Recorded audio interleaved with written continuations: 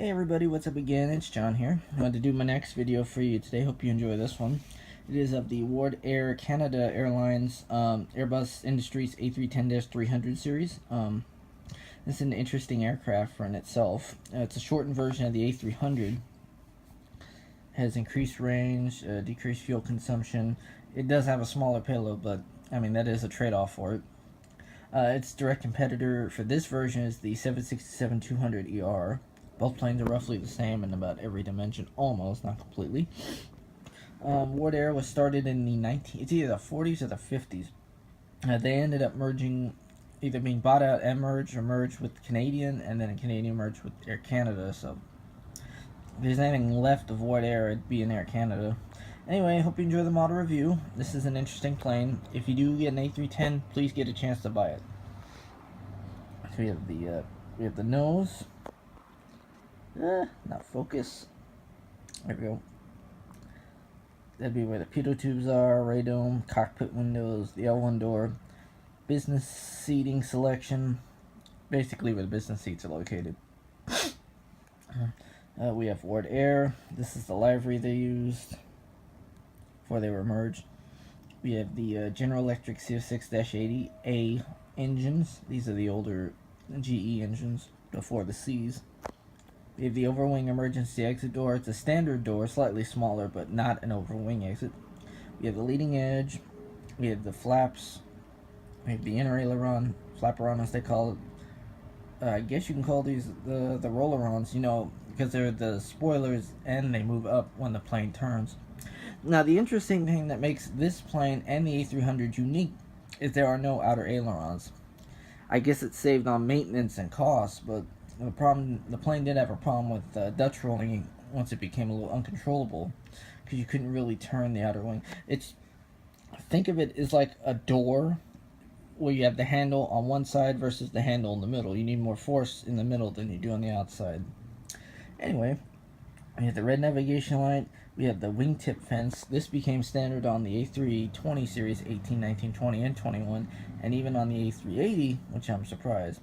The A300 and the A310 were the only two Airbuses ever to have the little position lamp. The little white lamp at the end of the wingtip most Boeing and Douglas planes have. Those were the only two that had it. After that, they got rid of it. Not sure why, but hey, I'm not sure. So we have regular class seating here. The Airbus Industries symbol, Airbus A310-300. We have the L2 door. Registration is Charlie-Gamma India Whiskey Delta. Wardair Canada on the tail. There is a shorter range version, the -200. Externally, the only real difference between the two is it doesn't have the wing fences. Let's take a look at the front of the plane. We have the nose gear, two main gears, the huge GE engines. They're actually kind of big for a plane of this size. Cockpit nose, let me zoom in. Hopefully it'll... sorry about the delay in this. Just might be the lighting in here. I didn't want to turn on the light on my phone because it'll make things a lot brighter.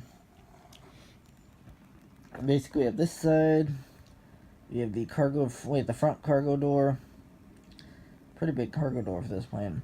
Fuselage, this same fuselage, except for length of it, the width has never changed since the A300. Every Airbus widebody has used the exact same width, so that's one thing that's never changed. Just a fact out there. We have the red navigation light, rear cargo door, and then usually a small passenger baggage door. Same as this side, like I said, green navy, and the cargo doors. Canada. Vertical stabilizer, horizontal stabilizer, the auxiliary power unit in the back. Yeah, these are interesting planes. You don't see too many of them in passenger form. I believe there's a few airlines still flying them. I know Air Transit is. They're probably one of the few in Canada that actually still fly it. They might actually have a few ex-Wardair Airbuses. Who knows?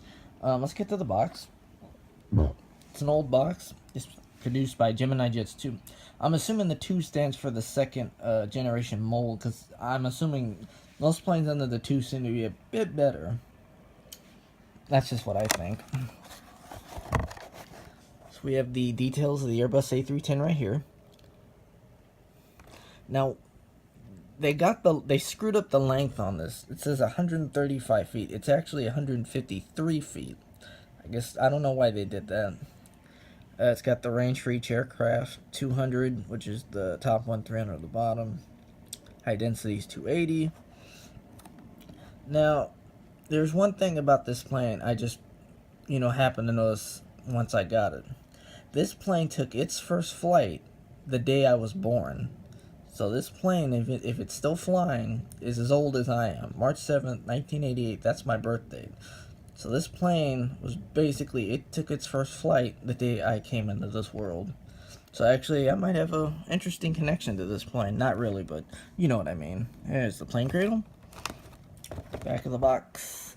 Typical, actually, same thing as you always see. 2004, Las Vegas, Nevada. I went to Vegas that year. I was happy to go.